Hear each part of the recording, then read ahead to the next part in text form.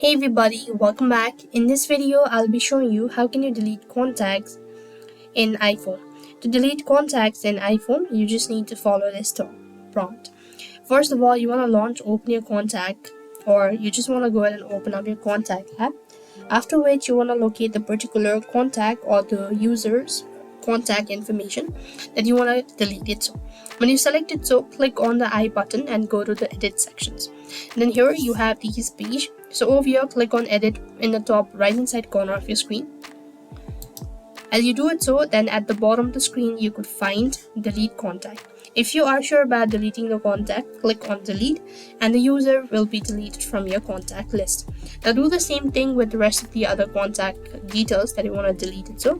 And if you want to delete entire contact from your iPhone, then you could do this by going to your settings and then open up your contact section, and you could then go ahead and click on delete all contact, and that way you'll be able to delete all the contacts that's listed or saved on your device.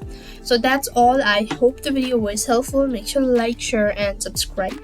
Thank you for watching. See you in the next video.